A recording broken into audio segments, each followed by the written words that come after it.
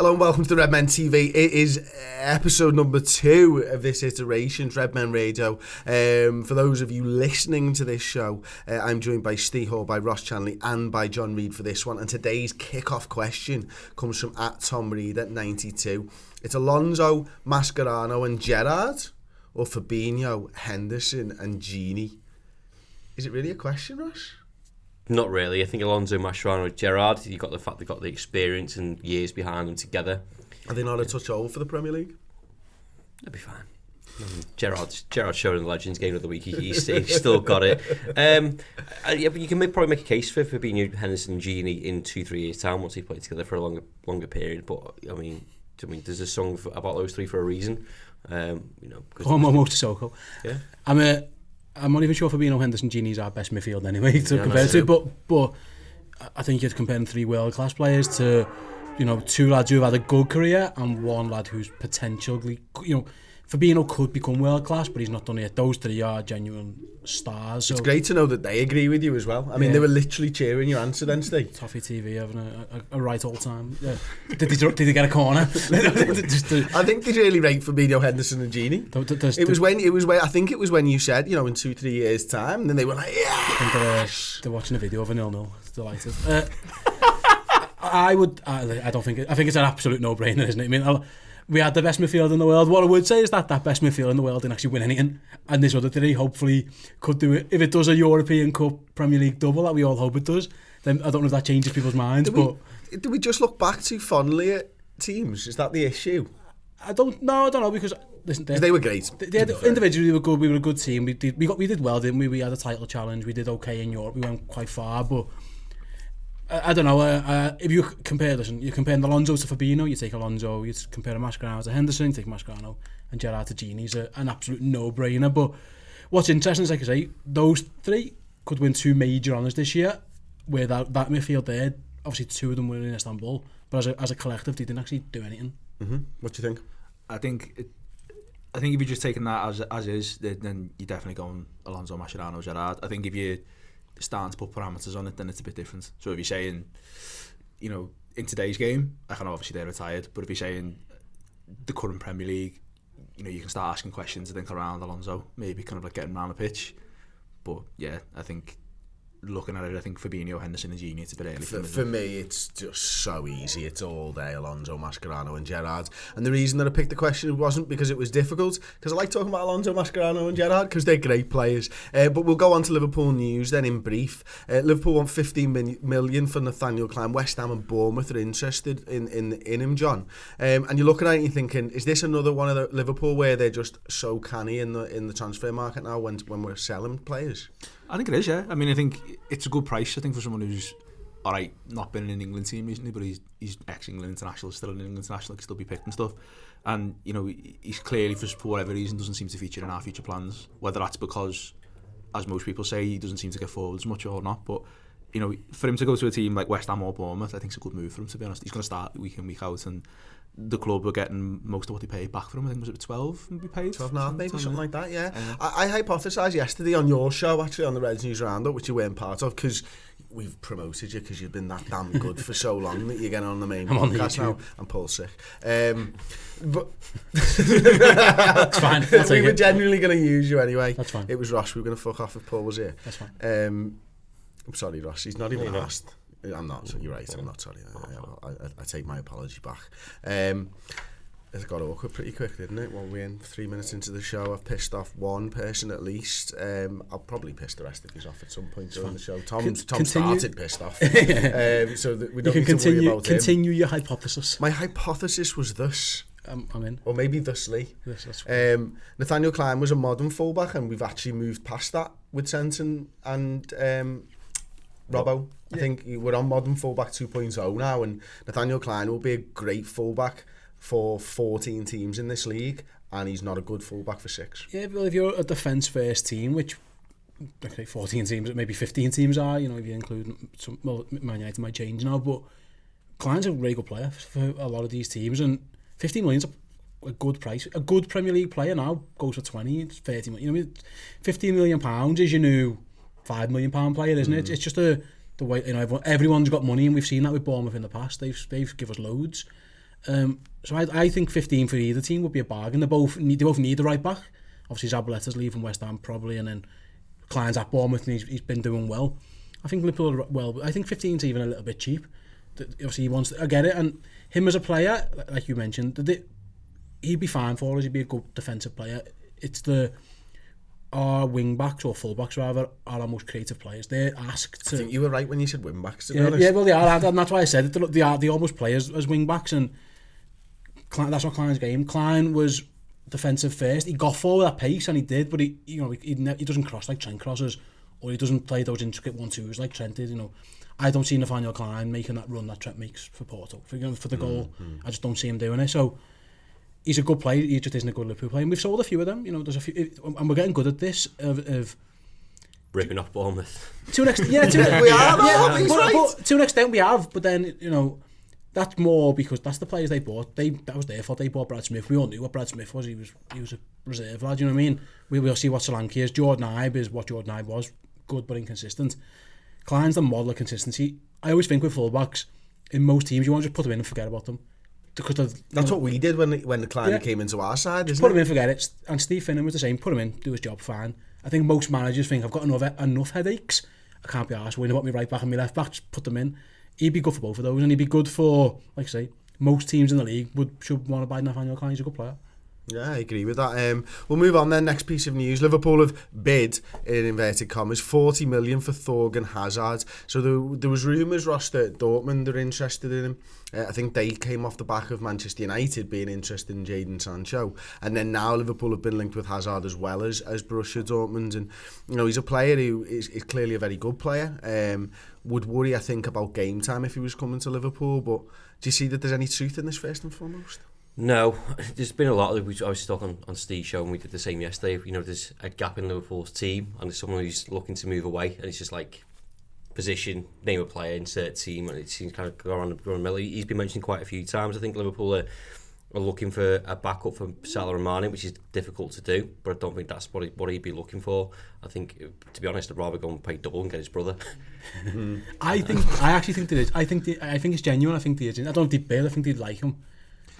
I just think I think you're right in that he wants to go to Borussia Dortmund because he wants to play every game and he wants to stay in Germany and stuff. But I wouldn't be surprised at all if there was interest because why wouldn't you? Why wouldn't Liverpool be looking at the best younger players of any league? Sorry, Bundesliga is a decent league. Everyone seems to, it's the in vogue place, isn't it? I would be surprised if they weren't looking at him. Whether they bid for him, I don't know, but I think that it makes sense. This type of player Liverpool want in that he's versatile.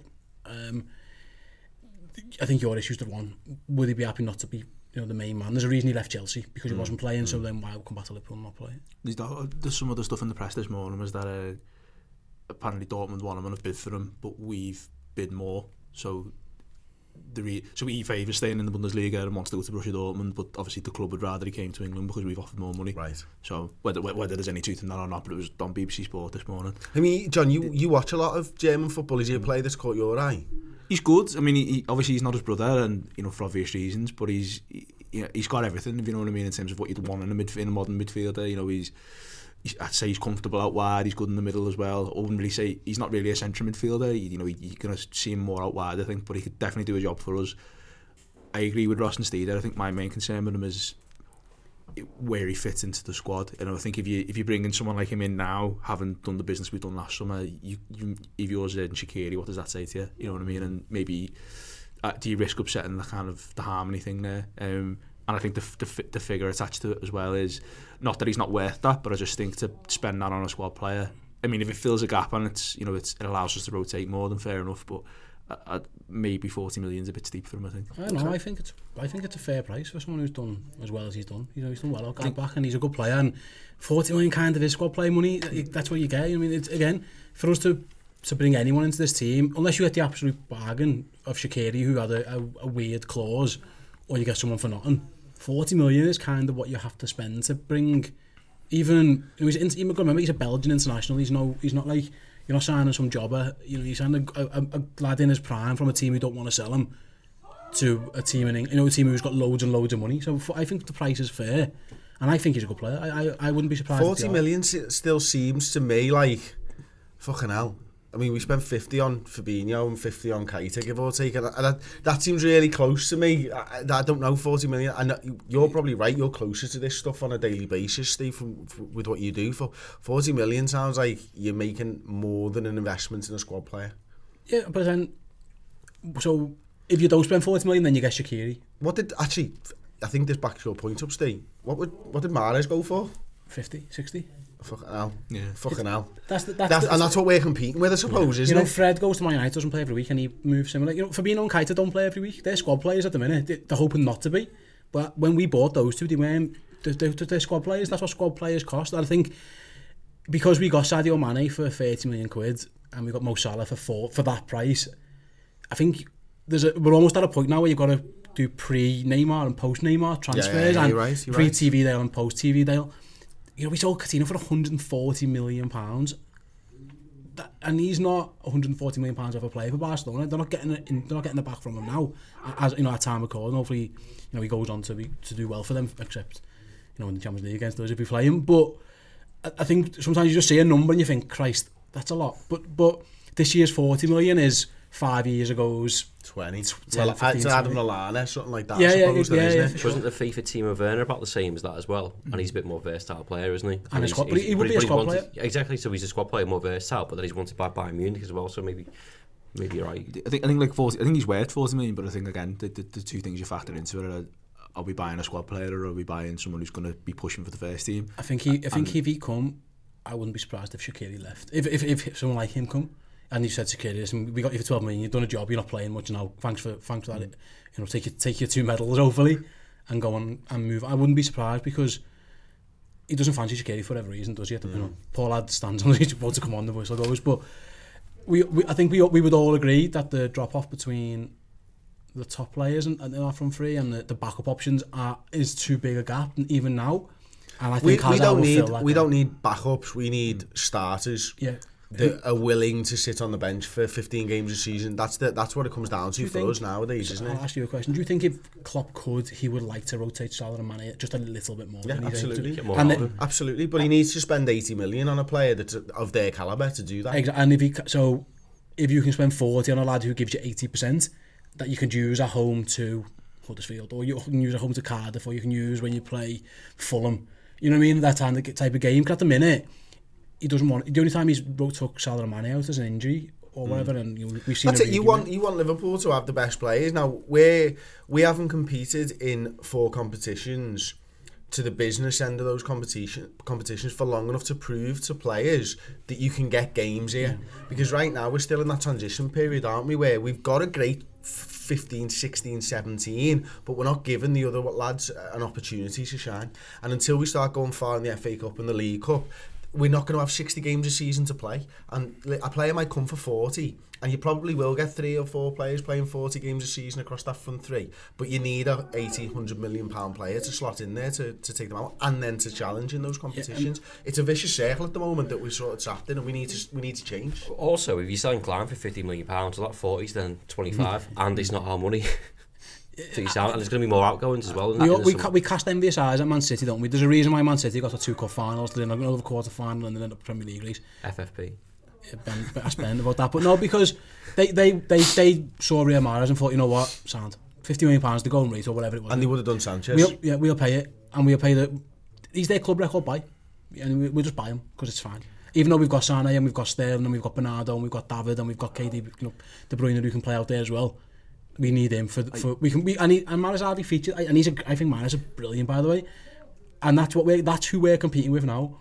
You know, Man United look at their options, and you look at Rashford and Martial, and then they're happy to go and give Sanchez X amount of money. Now it hasn't worked, but that didn't stop that. It wasn't like, well, we're fine, we've got 3 great players. No, actually, we'll go and get a 4th, we'll go and get a 5th, because that's what you need. It's what big teams do. I actually think the interesting thing with him is not does he improve us. I think it's where he fits in the team, because I think, you know, if you're looking at the midfield, like with Shaqiri, but then you've also got Chamberlain coming back.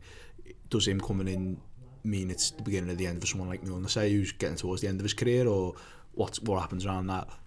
Similarly, if he's coming in to be a backup to the forwards, well, he's apparently promised, you know, minutes to Ryan Brewster. Is it kind of a backup for that? Is it kind of like, okay, there's them 3, then there's you, and there's Ryan Brewster's going to do All I'd say on that, games. We need to see whether Brewster is good enough, and the only way we're going to find that out is by game time. So I think that will impact Klopp's decision in the summer. It is supposed to be news and brief, so we will move on then. Camacho wants to leave by the looks of things, by the fact that he's rejected a new contract anyway. I'm not surprised, if I'm perfectly honest, lads. I think, Rafa Camacho isn't a right back. I don't think he wants to play right back. I think he wants to play further forward, and he wants opportunities in the first team. you got European teams, you want to buy them. Yeah, and Wolves, because of the obvious links to Portuguese players. I mean, this is one that I think, if you've been watching the signs coming out of the club, it's pretty obvious. Another one is Liverpool will be offering Origi a new contract. I'm buzzing with this one. I know we spoke about this yesterday, didn't we? So I'll go to you first on this, John. He's a guy who's stepped up the last few weeks and probably deserves a new contract, and isn't going to cost us the world. No, I think he's a really good player, and I think he offers that front line something different compared to the other lads who are there. Like you say, he's already settled. He's already at the club. He knows how it works. He seems happy to be on the bench in terms of coming in and doing a bit of a job. Whether he's actually happy, I'm sure he'd want to start. But I think you say why Salah lad who's having a big, who's stepped up in big moments this season for us and actually helped us get over the line in certain games when he's already here at the club, and what are we going to do if we sell him? We're not going to go out and we have to find someone else. We're not going to find anyone better, I think, to fill that role in the squad. So I think it's a smart move from the club. Yeah, I think the money that Liverpool are likely to pay is good for him and is good for us, and the fact that there's no transfer fee and he's still improving and Klopp's happy with him in training. Good move all round. Yeah, he's younger than you think, isn't he, as well? He's only just turned 24. Again, I'll be honest, if they sold him, I wouldn't be devastated. It's one of those where it makes sense to keep him just because we're already losing one forward and Sturridge, so replacing him, and then you've got to go and find another. It's just more work. There's only so much business you can do in one window. And like what Origi offers is he's nowhere near as good as what we've got out wide, but we don't have to change how we play when he plays because he still offers that pace and he still offers that direct ability. If Lallana has to go out there or Shaqiri goes out there, Liverpool fundamentally change what Liverpool are about, and Origi isn't. So I'd offer him it. I wouldn't be surprised if he says no. No, I wouldn't be surprised. I wouldn't be surprised if he says, you know what, I could go and play for. There's a load of teams. The thing with Origi is he's tried a few of these teams and it's not worked out for him, and Liverpool are the ones who've given him that opportunity to get back in a top club, and I think he'd probably be quite happy. I think he would be anyway. But Ross, there's another sort of angle to this story, isn't there, mate? And that is Liverpool have been very good at protecting value of players over the last few years, and could Liverpool be doing that again with Divock? Yeah, I think we mentioned it yesterday. We did it with Coutinho and stuff, and I said, contracts don't necessarily mean anything anymore because we've seen how smart Mike Edwards and his team are with business. Well, you put another 5 years in his contract, well, you put his transfer fee up then, so if he wants to leave, or they might have said to him, like, we'll let you leave in the summer, we'll sign a contract for us, we'll get more money out of you. Because that's what they did with Coutinho. It's like, fine, you're protecting yourselves, you're protecting him, he still gets his move that he wants, and we get more money to inevitably send him to Bournemouth. Final one, Ruben Neves has been linked, and this is one that's kind of come out from some quotes from Pep Linders. He was asked about him when he was speaking to Portuguese Ojogo. I don't know if that's how you say it. It sounds like a Dothraki soldier. I know him very well. His ambition, his passion for the game, his professionalism. I know what he gives to the team, and this type of player always interests us. Now, on the surface, that's Liverpool have been linked with him and Pep Linders likes him. But when you actually delve a little bit deeper into this one, Sting, the reason they're asking him is because he worked with him at Porto in 13-14. Yeah. So obviously he knows who he is. Obviously he likes him as a player, and he was just giving him a compliment. But you think there's more than that? Again, why wouldn't Liverpool be interested in a good player? Liverpool will scout and know all about it. There'll be hundreds of players who Liverpool have watched, know about, and have got a list to go through. You know what I mean? And that's kind of where we are. He's a really good player, and he's got lots of room to develop. So. Maybe not. I don't know. I'd be surprised if Wolves sold him. Anyone want Neves? Yeah, that's Linda's on the tap up. That's a little invite. That's a little invite to Blackpool. Yeah. Come on. What's that? Yeah. Cock it on the table. All right. Okay. Pep Linders and his big dick. For the I don't know where to look. I had to ask. Great audio. The audio listeners probably needed that. Sometimes when you ask a question, you just don't. You want to be prepared for the answer. You knew what the answer was. To an extent, I thought it was that. I clarified, and I rather. If I'd have done this, Steve, would you have known what that was? Take off a personal experience. Moving on. Brilliant, let's get into it then. If you want more Reds news, then we do have, obviously Theo normally hosts the show to the Reds News Roundup. It's on the redmentv.com. It's there every single week. We talk about every transfer and all the news around Liverpool Football Club. It's a fantastic show. It's £5 a month, free for the first month. Now's a belter time to subscribe. Absolutely belter, because you're probably going to get the running off your free subscription. We will head straight to our sponsors, Tokyo Time, actually, and we're doing this incredible competition. Tokyo Time have been supporting us now for this will be our third month they've been supporting us for, so we're really, really thankful for their support. What we've done is we've actually teamed up, lads. You can see this. Can you see Steve's cap here? And that one? Yeah, Steve's cap. This is a one-off. This was a test of a patch that goes on one of these Tokyo Time caps. What we've actually done, Ross, is we've actually Tokyo Time have created 5 designs for us. I'm going to show the designs now on the screen for everybody. You can see the first one. This is a baseball cap, as you can tell by looking at the picture. It's a baseball cap. This one's in Shankly red. You can see the Tokyo Time stuff all around here. It's absolutely beautiful. You've got a little Tokyo Time embroidery there, embroidered badge on the front. We've got a red gold one as well on your screens right now. That's embroidered. It's so good, so fit, that, isn't it? Like that. Absolutely gorgeous. That's one of the ones that you can get involved on. We've got a straight Liverpool red embroidered Redmen TV logo, and I tell you what, the detail. You might actually take your cap off and have a look at this, Steve, and let us know. But the detail on that patch, that's embroidery. Yeah, it's nice. That is incredible embroidery there. For anyone who's got no hair as well, keep your head warm. True that. Then we've got the special patch one, but we're going to do it hopefully in Shankly red. And finally, we've got a purple and white cap, which is embroidery. That's your night. I know, well, we don't have that. This is what it comes down to. What is this competition about? So, go over to Redmen TV on Instagram, and then there's competition on there. So, you can win the cap, not one cap, you can win 2. Oh, I didn't know that. Yeah. Genuinely. All right, just pissing your money down the drain there. So those 5 choices of the caps are on there. So just go on to ours, follow Tokyo Times, follow us, tell us your favourite, and tag a mate, and you can win a cap for you and your mate. So, and that's Instagram. That's on Instagram. Brilliant. So, and if you haven't got friends, you can't enter. Can I tag you, Ross? Yeah. Okay. Yeah. I'm on Instagram. Tag me. That's Theo. And I could do that. Again, follically challenged. We've had loads of entries already, so get them in. And it stops on Tuesday. So what happens? They pick the design that we're going to produce. Yep. Oh my god. Yeah. Sounds like a great idea. Who came up with that? You. Oh, brilliant. Can I influence? How long ago was that? Can I influence votes? Yeah. I'm into the gold one, the purple one. I love the gold one. Yeah. The gold one's absolutely splendid.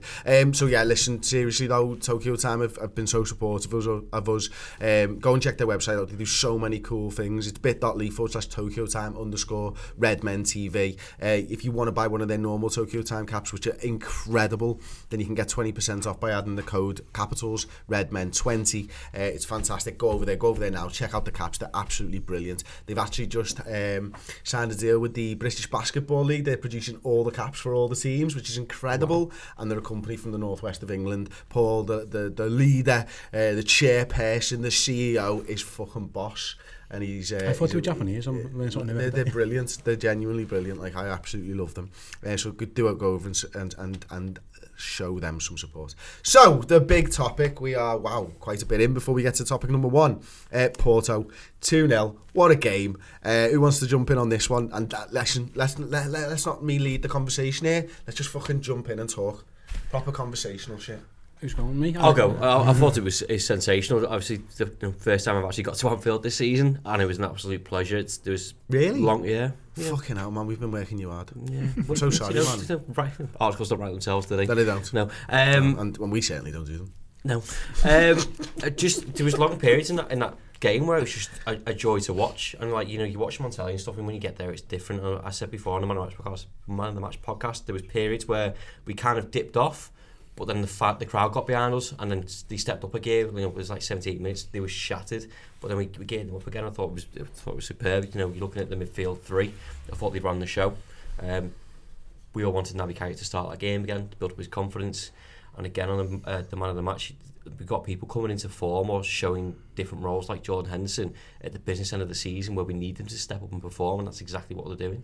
I thought, I put on Twitter, if you'd have offered both teams to the last 60 minutes, they'd have shook hands and walked off. Yeah. I think Porto were happy not to get absolutely hammered, and I think Liverpool were saving legs.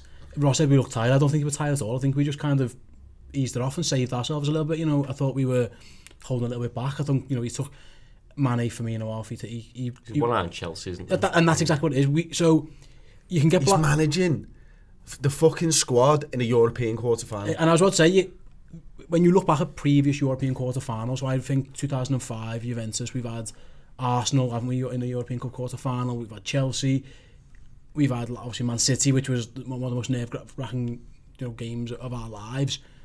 And yes, there was a little bit routine and a little bit blasé, and I think that just shows how good we are. In that we were literally, I thought we were saving the squad after half an hour. And I think it was genius to do it, to be honest. I think we could have, if we really needed to, I think we could have upped it. But who do you think's been our most consistent midfielder? In terms of all season, or yeah, all season. Martin Alden, and he didn't even play. And yeah, exactly. So now, as I was saying before, Kite is coming in there. Not only is he showing what he can do, he's given us the option to rest Gini in the quarter-final of Champions League and save him for Chelsea, which, like last season, was midfield 3. Or the team picked itself. Joel Matip gets a rest. The manager says he's played too many games. He had a knock. Yeah. I think he had a knock. He said he's played a bit too many games. He's not. But then Lovren came in and Lovren did a job as well. That's We what I'm saying. never had this last season. Midfield 3 was the same 3 up to the Champions League final because we had no one else. We had a rotated team, didn't we? Yeah. I thought we started well. I thought when they went 2-0, I think Liverpool got a little bit, I don't know if cocky is the right word. I thought they were trying a bit too, flicks on the halfway line, or like when we should have been clearing on the edge of the box and we were trying to do turns, and they got in a few times. Do you think we thought it was a bit easy at that point? Yeah, that's what I'm saying. I think they just got a little bit, we beat these 5-0 last year, it's 2-0 already, here we go again, party time, and it kind of wasn't. And they did offer a little bit of a threat. They had a few really good chances.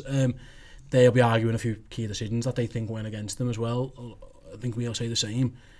I just thought it was almost like a home win against the Premier League team on a Saturday at 3 o'clock when it's just kind of routine. And for that to be a European Cup quarter-final against a league champion, a perennial team of a knockout stages, I think it just shows how good Liverpool are.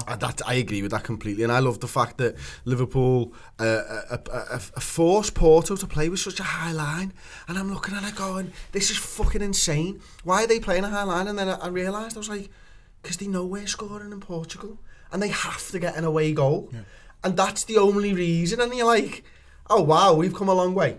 We've come a long way, such that a team isn't going to sit back because they know we're going to score. But they know we're going to score at their ground. They're going to play a fucking high line against this Liverpool side with Mo Salah up top, Sadio Mane and Roberto Firmino, because they know that we're going to score goals and they need an away goal. My word, this fucking team, man, they're incredible. I thought it was an interesting game because I thought not just that we set up differently, but we seem to have a different impetus. I think a lot of the times this season, and to our credit, we've been quite defensive and solid, which is good. It's a more mature way for us to play. But the Porto game to me felt a lot more kind of like last season, kind of going a bit hell for leather, but in a good way, in a way that, just probably just slightly disagree with Steve. That felt like we were in control of the game. You know what I mean? Like, and at the point where Porto did swap after half time and kind of tried to play a more contained game, we were like, okay, fine, we'll just keep it at arm's length and just knock the ball around. And I think that can only be a good thing. And obviously we touched on it on the final word, but kind of this kind of like new role for Henderson, moving him further forward. I think it potentially could offer us so much. I feel like I'm using the Rodgersism by saying we flipped the triangle in midfield, but playing with 2 lads further forward in midfield and 1 sitting, as opposed to, in practice we nearly always have 2 lads there and 1 lad a bit further forward. And I just think there's just so many more options, and you're on that cusp of it almost being like a front 5 rather than a front 4, and to be this far into the season, and the manager A's got the balls to do that and still be tweaking the system to suit the games, but also to have the legs and the people in the squad who can fill those roles. I think it's brilliant. I haven't seen anyone say this yet, but Henderson playing that 8's like a fucking new signing, and I'll stand by that, because it's just not something that we've seen for the last year and a half. No, it's the runs from deep, and but that's what you were saying there. I think Lallana against Burnley was the first time we saw, and everyone's saying that the creative midfielder or the runs that Chegwin makes. We haven't really done that because we've been defensive against Leicester, West Ham, United, Everton. Whereas from Henderson from Southampton when he came on, and last night you know, he's making an extra run, which is giving the defenders an extra person to worry about, or, you know, he's creating space for Mo Salah to run into, or at times there was Mo, Hendo and Trent up on one side. If you're a defender and you're thinking, okay, I'll look at Mo Salah, but then Trent's going past you one end, and then you got Henderson on the other, like, how are you supposed to defend that? Because you're not expecting it. We're making more gambles, we're making the extra runs from deep, and if it's not Henderson doing it, then you've got Katie doing it on the other side, and it's having that gamble. I think we wanted to do it anyway, because it's the first leg, we're at home, kind of put the tie to bed. I think we kind of had to do that, and we're in positions now where we have to win games to keep up with City in the title. I think for him as well, for Henderson, I think it lets him feel like he's having more of an influence on the game. I think for someone who's clearly, you know, not the most creative or the most flashy player in the world, but clearly like understands football, understands what he's meant to do and like the passes and stuff. And you know, you've said, I think, and you've touched on it a lot in kind of stat shows and stuff, that he understands the pitch. You know, he understands where to play the ball, like where everyone is around him, to move him further forward and have him to be able to, you know, that much closer to the front line and be able to influence things with passes and stuff. I think for him must be great. And, you know, again, you said he was playing like a man possessed, you know what I mean, and he looked that way. I think that goal at Southampton's done him a world of good in terms of not just giving him confidence, but also kind of freeing him to go, actually, I can play this. You know, I might be 4 or 5 years older, you know, on from 13, 14, but I can still do this role where I can get, you know, between the boxes. Steve, Jordan Henderson's been playing this role now under Jurgen Klopp for a year and a half, 2 years, say that number 6. And in that time, he's been the captain of Liverpool Football Club, but he's probably seen the moans and groans from supporters. Has he been given an opportunity to show and remind everybody why he was made captain of Liverpool Football Club in the first fucking place? Yeah, I think I've never questioned his character or him as a captain. I don't think, you know, I've questioned his performance and whether he deserves a place in the team. I think that's warranted. I think, again, Jurgen Klopp said, didn't he? He apologised about saying, you know, I had to play him as a 6, didn't really have anything else, and that's so he was the man. I couldn't get anyone in, I couldn't find anyone to buy, kind of thing, and he was here, so we converted him, and it wasn't his position, but he did well. He did fine. What it does, he's a naturally aggressive player. You know, he doesn't come across that when you look at him, or, you know, how he acts and stuff, because he is a very calm, mild man. He's an aggressive fella, and it allows him to press, and it allows him to make those runs, and it allows him to hurry and harry, you know, up the pitch, but it also allows him to, those 5-yard forward passes are much more dangerous when you're fair. You know, the pass to Trent, and Trent's in the box, where normally he's playing that pass to Trent, and he's throwing Trent out, you know, 10 yards wide. He's just, again, he allows him to use his attributes more. I agree. I thought he was really good, actually. I thought he was great. He's probably our best player on the night. What about Naby Keita? I mean, there's a guy that I think we want to see him getting a good run in the team, but, you know, he comes in there, and I slept on him a little bit. I think I called it completely wrong after the game. You know, I thought defensively he was weak. I watched the video of his compilations today, and I'm like, fucking hell, how did I not see all of this? I think it might have just been that I was in the corner of the Lower Annie, and he's dead small, and you just don't see him as much, you know what I mean? That's the only thing I can think of. But I was wrong. He was well better than I thought he was last night coming out the game. Tenacity was his best feature for me yesterday, and I was like, I bought him player ratings. He was like a fly around shit. As soon as we lost that ball, he was on it, wasn't he? He was like, again with Henderson in the press, you know, Porto, 4 or 5 seconds on the ball, and we were in and snapping at them, going getting the ball back. He was showing that element of his game, the forward run that he makes towards the end of the game on the 90th minute, just going, there was 3 players in front of me, and just went full matrix and went, I'm going to go that way and go past them. All the research that we did beforehand, I think people are frustrated because we waited a year for him, therefore we expected him just to fit straight into the team and adapt to what we wanted, but he's taken a bit longer than normal, which is frustrating. But now, again, like I said before, we're coming to the business of the season, and he's shown glimpses. I think it's a confidence thing as well. That goal at Southampton was massive for him, and again to start him yesterday, and then to get another goal and have the performance, to get the crowd behind, the crowd singing his name, is only going to spur him on for the last 5, 6, 7 games. Absolutely, man. And listen, John, this is such a big opportunity for us to make another Champions League semi-final. It is, and you know, we can't underestimate them going to their place for the second leg, but at the same time, you've got to feel as if we're going to go there and get a goal, to be honest. And, you know, it's obviously probably the draw everyone wanted in terms of the teams we could have played, but it's still going to be a difficult game for us, and you've just got to keep focused on what we need to do. I think they've got some players who could do us damage. You know, I was impressed with them. I'm going to say it's not Milito, but the lad there at the back who signed for Madrid. Yeah, Militao. I thought he was quite good, and Marega, you know, can give you some problems, even though he seems obsessed with shooting at the goalie. But He's a big fan of it at Arsenal, wasn't he? He loves it. He loves it. He loves it. But you know what the funny thing is? Paul never said it on any of the stuff, but we were coming away from the game and he goes, I watched a load of compilations and all he does is hit at the fucking keeper. He said, I wasn't saying it on anything because I didn't want to fucking it to happen. Like, but that's all he did. He hit the ball at the keeper like 3 times and skied one over the bar when he probably should have scored. I think we'll score, and I know not hardly a revolutionary thing saying that, but I think they were happy with 2-0 because they think that they can beat us 2-0 in their place and go for it. I just don't think they can. I think we've shown enough that we can hurt them, that we can counter-attack them. And I mean, as good as they are, they've got some decent attacking players. And again, you've been there. Even when we batter them, it's a quite intimidating atmosphere. Like, it can be. I think we'll score, and I just don't see them scoring 4. The only...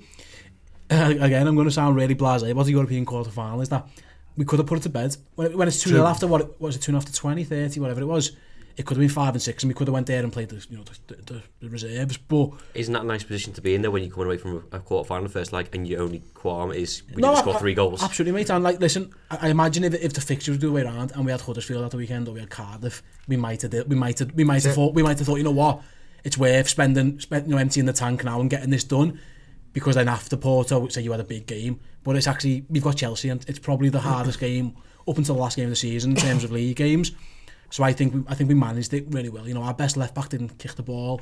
Our most consistent midfielder didn't have to do anything. Mane comes off, who never comes off. He got a little 20-minute rest. I thought, you know, even James Milner plays at half pace. I thought at left back he wasn't constantly going like he would do.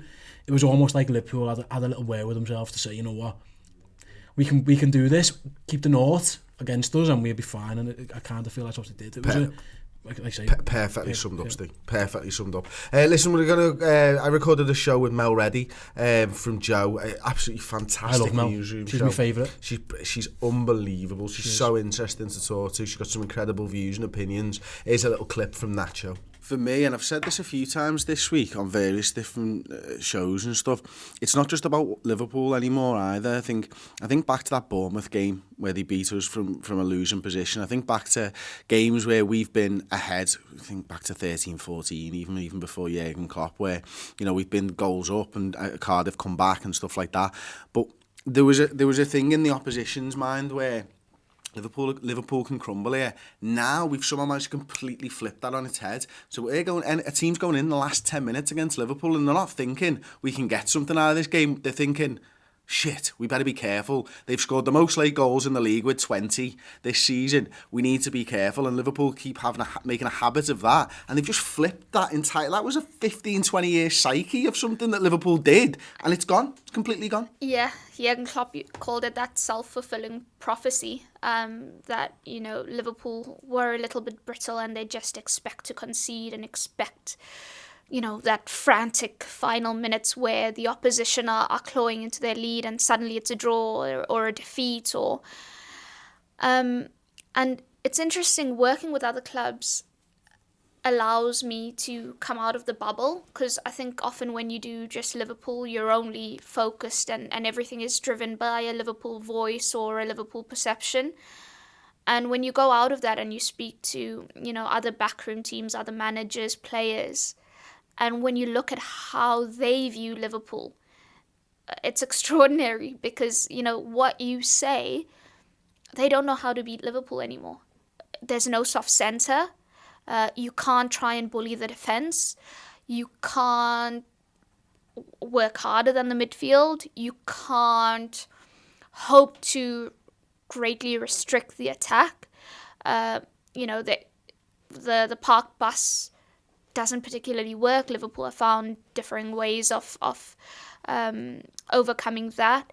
And I think back to the start of the season, and teams would, because there was Virgil van Dijk, look to bully Joe Gomez, and they were getting no joy. And so they stopped trying to do that. And then they tried to isolate Trent Alexander-Arnold as a weakness, no joy. So every kind of tactic so far hasn't really, you know, proved fruitful. Mm-hmm. And I would say where Liverpool have dropped points, it's been more because of themselves rather than something great that that the opposition has done. Okay, so there you go. Do over and check that one out. It's on the redmentv.com. Before we get into a little bit of Chelsea build-up, you got to vote for us in the FBAs. This is another one where I'm going to have to pass the torch to Ross because I'm not sure how to do it. Ross, how did they do that? It's easy, mate. Go over to Redmen TV on Twitter. Our pinned post will take you to the website and it'll tell you how to vote for us. But we're with three nominations, yeah. Got 3 in total. So first one is best overall content creator, Redmen TV. Best women's football content creator, Redmen TV Women's Podcast. Go ahead. Are we doing that now? Yeah, and best... yeah, that's the thing, Chris. Best influencer. Who's that? Paul. What for? Best influencer. For what? Influencing. How to look up at yourself and brush your hair. Oh, he brushes his hair all the fucking time. That's the influencer move. Ah, right, okay. Has Paul ever influenced you? I mean, yeah. Good influence? Sometimes. Not so much. Loads. If it was bad influence, would you be up for this award? No. Are you sure? Yeah. I've been out with you. I'm a danger to go on a night out with, I'll say that. Just have a danger. Well, that's thrown big time into that one, didn't I? What the fuck are you laughing at, Tom? First time he smiled in 6.5 fucking hours. I fucking remember that. You said I'll flop you, you fucking pub. You are a bad influence. One what? Just people. Ah, We got very drunk in London. we did. And I was shouting really... You were shouting at fucking... And to be fair, it was right, because you were annoyed that people were stopping at traffic lights. Yeah, so coming out of Twickenham, they've done this system where they filter you out in big, massive lanes or coming out the stadium. I went to watch the NFL, by the way. I wasn't going to watch rugby. Let's make that clear straight away. And they had traffic lights for people. So that crowd went that way, and then you went that way, and I was like, I go to Anfield every week, just let us walk.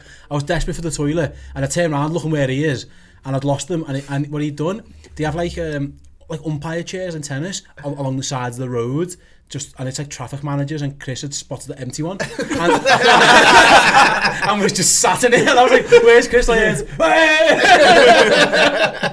And he's like, come on, move along everyone, trying to move this traffic, so yeah, he's a bad influence. Anyway, please vote for us. That's all we were doing. Shit the bed. Okay, we'll move on then. Let's talk about Chelsea. Mate, I can't believe how many massive games we've had this season, but once again, Ross, it's fucking huge. Yeah, and not helped by watching Eden Hazard against West Ham. I know West Ham were terrible, but he was unplayable. And you're thinking, Jesus Christ, why now? Transfer window's coming up, that's why. But he always turns up again. Wow, That's happened a few times in my life, not just with this. It just flops off like that. So because Paul's been nominated and you haven't. No, gosh, no. Anyway, in the bedroom. What?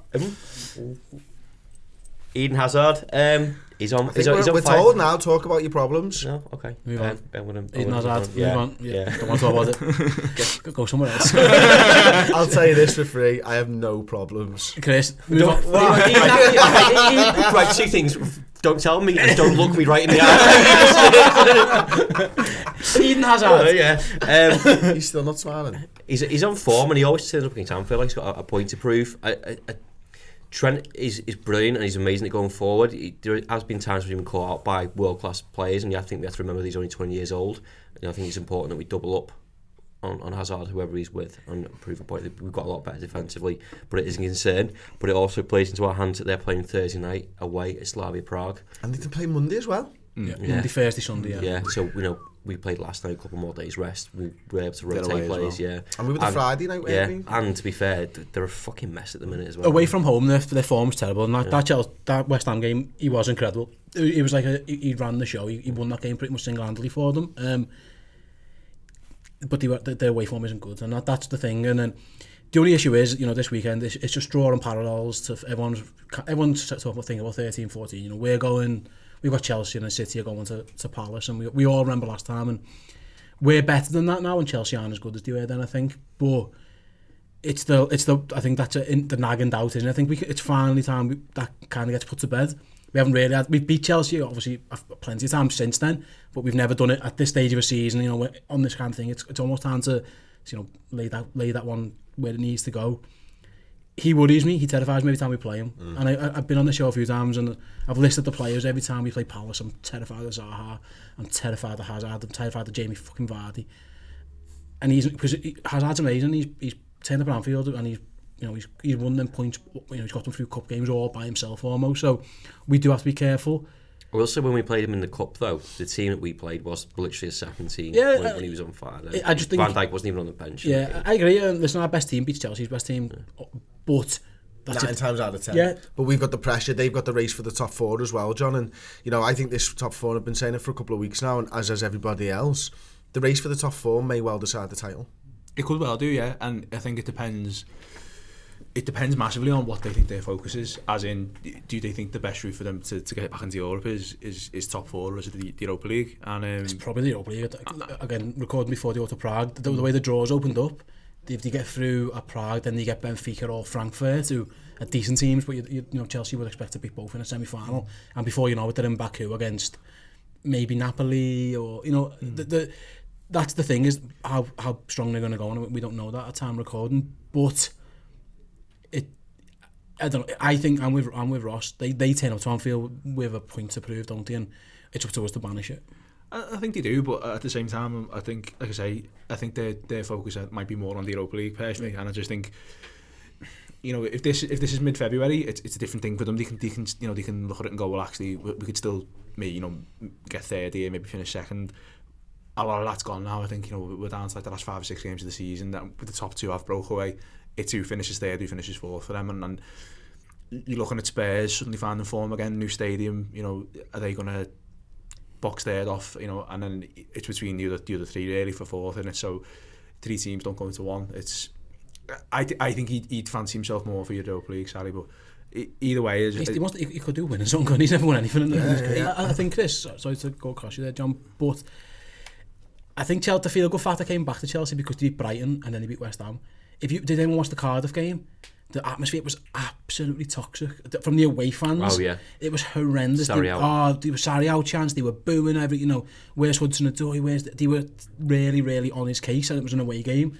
Are you thinking then that it's brittle? Mate, yeah.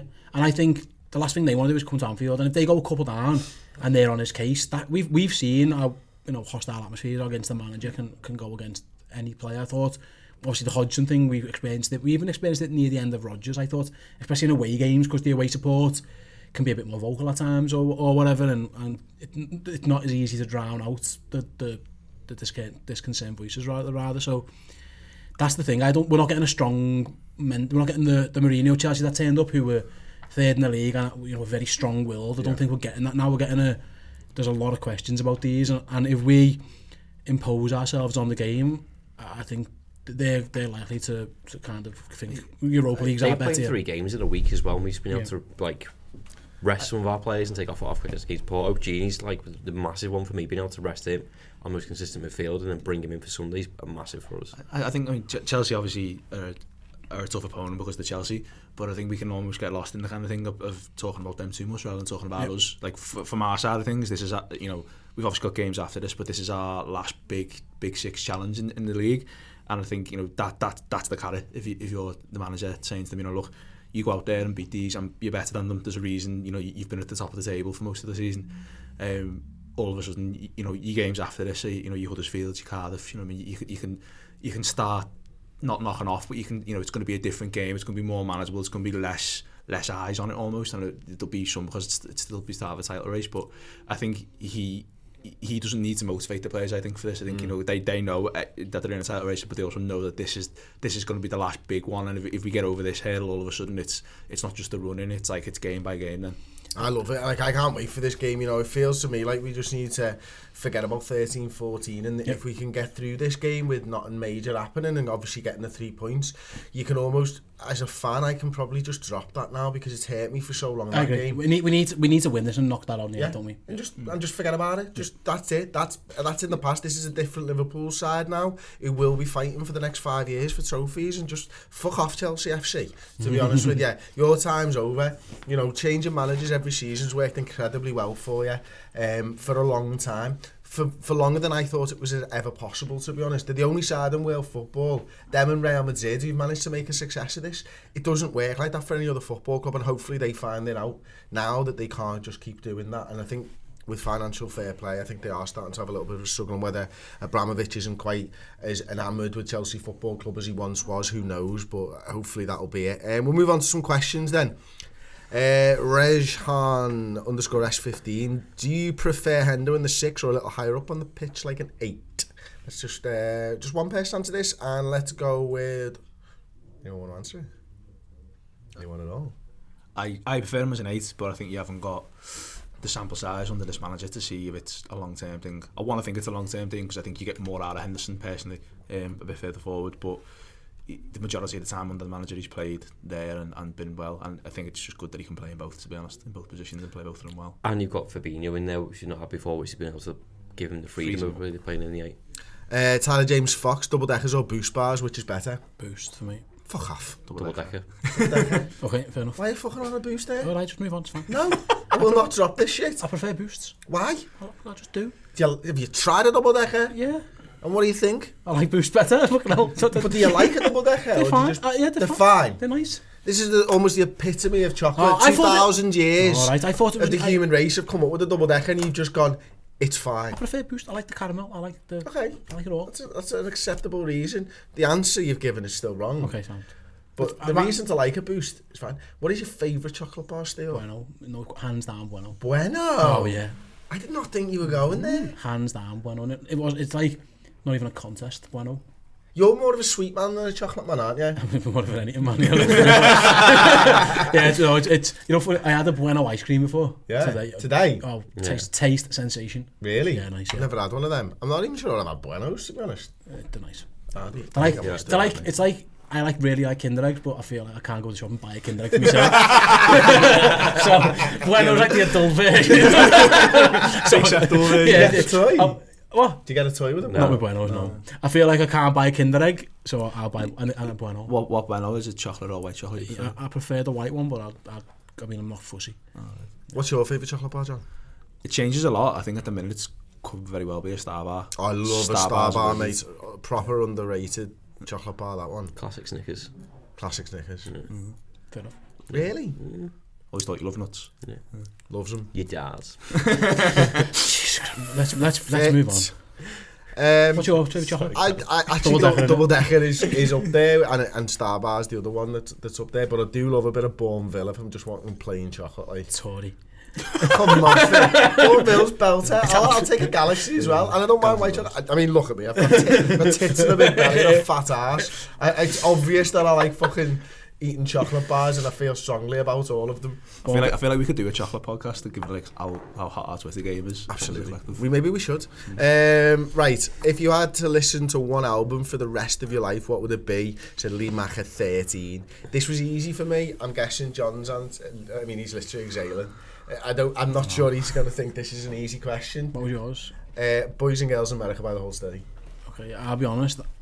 I don't really care about albums. I'm more of a... Now 45. But if I listen to music, it was very much I'm a shuffle / Spotify legend. Oh, what are you looking at the moment? Disney Hits is up there with mine.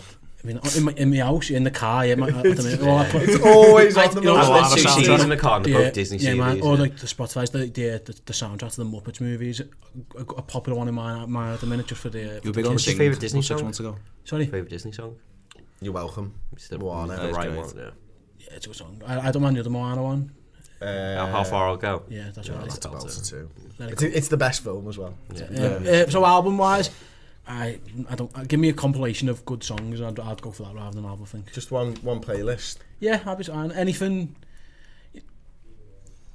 I'd go with something like mid-2000 indie music, maybe, something like that. There's on Spotify, that's a good little playlist there I want to listen to. I'd probably go for that. Do you know, it wasn't a proper album, but MTV Unplugged Nirvana in New York. Could listen to that all day, every day, and that would be the 2 albums. I very rarely listen to album ends. I get bored of the same people singing me the same songs. I very rarely listen to playlists. I like that, like we're the creative. We're very different. I know, but they've created something, and I don't know song names or not normally. Yeah. Because I just stick an album on and I'll just listen to the album, and every album that I've got takes me back to a different place or a little time or something like that. So do you remember when Viola Beach had their accident and they obviously died and stuff. I think just after that, Liverpool were on tour in America, and I went from San Jose to San Francisco on my own, and that's the only album I listened to for hours and hours. Now every time Viola Beach song comes on, I'm just taken back to San Francisco, walking around and that, like, it's fucking cool.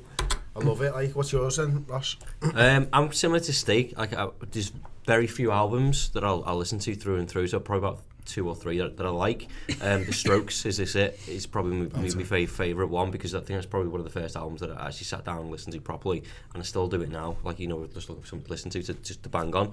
I know I can put that on, and I'll know every word to every song. I ruined their second album. I had this. Room on Fire. Is that what it was called? Yeah. I don't know. Their second album, I had it in my car, and I had a meeting for work down in Nottingham somewhere, and I had traffic, and it took me about 3.5 hours to get there, and I got there for like 9 a.m. It was like supposed to be like one of those courses, like fucking 8 hours or something, and I turned up and they're like, oh yeah, we cancelled it. I was like, did you email me? And they're like, no. I was like, oh great. But it was stuck in my fucking CD player, and I had no other music, and the radio didn't work. It's tarnished now. It's a bad memory. You know, and I listened to it for like 6 hours straight, and I've never been able to listen to that album ever since. Like, John, what's your favourite?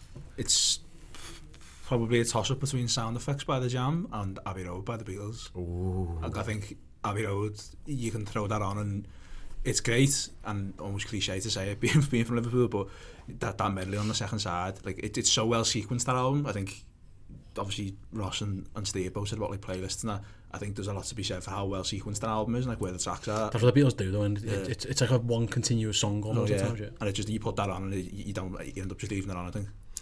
Paul Machin at the Paul Machin has said social influencer. Yeah. Paul Machin. Depends, I didn't vote for him. Would you rather? I genuinely dropped him on him, by the way, just in case that gets clipped up. I voted for Spencer. Is that his name? Spencer in the influencer category. I don't know. I've heard of him. I'm not very good at this YouTube thing. You heard of Paul? I'm joking, I haven't really. Oh, good. I'm voting for anyone, yeah. Would you rather be eaten alive or buried alive? Depends who's eating me. Hey. It's his dad. Yeah, dad. That's it. Like, if it's a lion, I'd rather get eaten because I'll be dead quicker. That'd be fucking it, wouldn't it? Yeah, but dead. Christ on a bike, that's the exact reason I wouldn't want to be alive. If I'm going to die... You're going to die quickly. I'd rather die quickly. Buried alive means I'm going to be there for a good hour or two suffocating before I'm dead. I'm fine with that. Yeah, I'd rather suffocate than be bitten. And no, absolutely not. It's the pitch black, terrified. No. Just, but if I'm going to die, I want it to be quick and pain. Maybe. But if I'm going to be... if it was little tiny animals just taking like rats or something... then I'd hate that. I'd rather just suffocate. But if you can like get me like mauled by a giant animal and I'm dead, a whale, and I'm dead, and I'm dead with like in a minute, just give me that. The thing is, if a lion attacks me and bites me head off, I'm dead. Yeah, you're dead instantly. That's what I want. I don't want to be. What about piranhas? No, so that'd be awful. Because I'd be away again. It'd take a while for a piranha to do me, and I want a big animal to murder me. Look.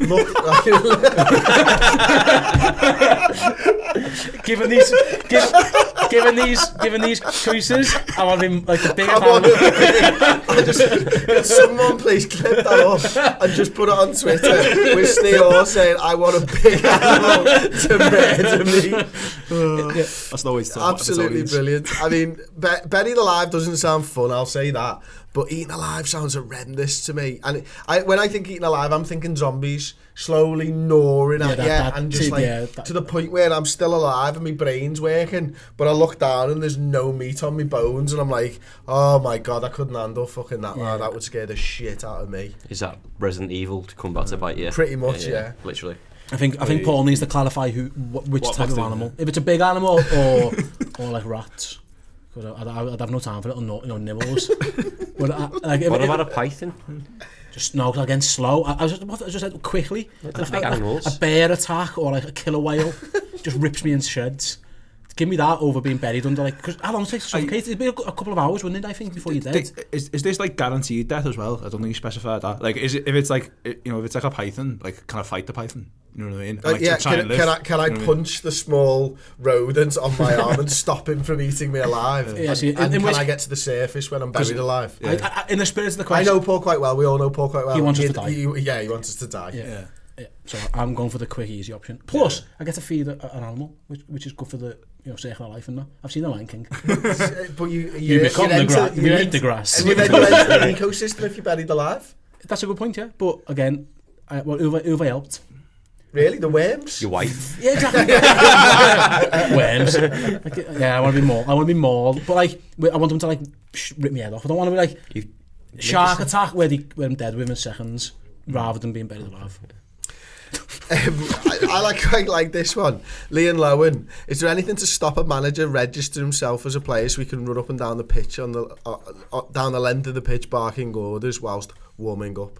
No. I mean, Edgar Davids did it, didn't he? He just went on the pitch and got himself sent off. I remember Gordon Strachan doing this for Coventry once when he was playing manager. The thing that stops them is the fact that you want 7 subs. Yeah, just we've got 4 injuries. Fuck, it's me. That's the issue, isn't it? When you look around, you need a goal, and Klopp goes, "Who can I bring on?" Well, I've got Divock or myself. I think that's the main reason, isn't it? But it's a clever idea. Andre, I think this is Andre from Berlin Reds actually. At #Mopple, your least favourite animal and why? I can give you a starting point to work on this. Pretty much pointless animals. Sloths. To me. Yeah, those type of things. Like if we lose a goldfish, is it really going to affect the ecosystem? You know what I mean? Like there's loads of fucking fish in the sea. What are the goldfish actually doing? Are we talking like giving themselves up a prize? Is it fair? Yeah, I mean they just die in plastic bags as far as I'm aware on the way home. I got chased by a dog once. I mean, yeah. So like maybe that specific dog. Okay. I'm not saying all dogs are bad, but there was actually 2 dogs, and they chased me and I had to climb a fence. It's Friday night in town. No, I was younger. It was when I lived with my parents. And long story short, I was actually out for a run. Go back in my younger days, obviously, and I turned around and I just barking. I thought, what the fuck's that? And I've had these 2 dogs escaped, and they saw me running and they were just chasing me. And then you're thinking, I'm going to get eaten alive! Honestly, I'm going to get eaten alive! Don't eat me alive! Not loads of people biting me. You're too little to kill me. I want like a lion. So then I had to climb up a fence. And then the owner ran out and was like, I'm sorry. And I think they would have attacked me. So those 2 dogs are my least favourite animals. I hope they're dead now. They probably will be. And like, here's another one, and this is probably going to be quite controversial, but the panda. Oh. Not like a red panda or anything like that. You know, the fucking giant panda. All they do is fuck around with bamboo all day. You know what I mean? They're not doing much, are they? I don't think...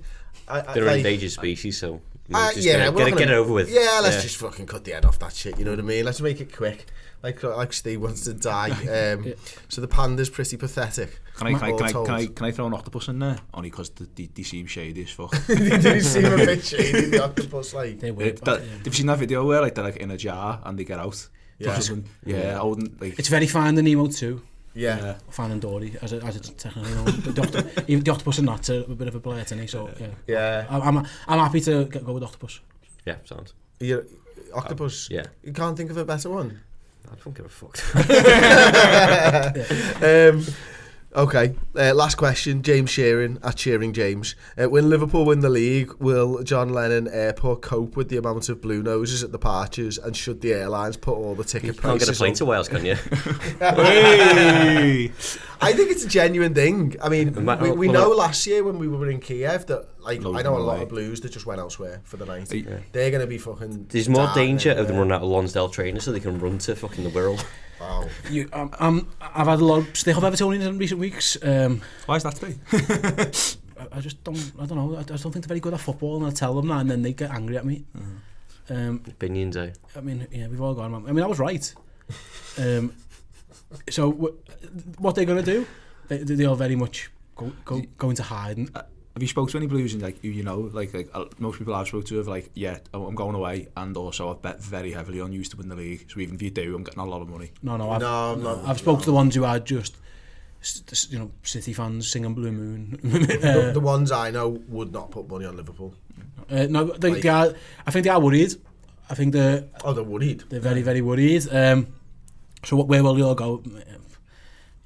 Who cares? Like genuinely, who cares? But I will. There's this thing that Liverpool fans are going to be unbearable if we win the league. That's kind of the theme that's going around, and I can confirm for an absolute fact that is absolutely right. I am going to be, if we win one of these 2 trophies, I am going to be absolutely unbearable. Honestly, You already are. And imagine winning a league and a Champions League. Toffee won't know what's hit them. Honestly, I'm going to tell him a Ped's house. Just singing like 4 in the morning. Can we make that just a video outside Baz's with a Divock Origi. We'll do it on Instagram stories or something. Yeah. In fact, we'll bring Snapchat back for a fucking laugh as well. Yeah, so I hope they don't go anywhere, because I would very much like to be there when I get to put it in their faces. Absolutely superb. Well, there you go then. That's been the podcast. Let us know what you thought in the comment section below. Of course, don't forget to like the video, subscribe to the Redmen TV on YouTube. Don't forget to check out the new channel, Matron Pajak. We'll be doing the normal 2-man podcast over there. Won't be for the next few days because Paul's not very well, which is why he's missing today. He'll be back next week, of course. But thanks for listening. Thanks for subscribing, and we'll see you next time. Ta-ra.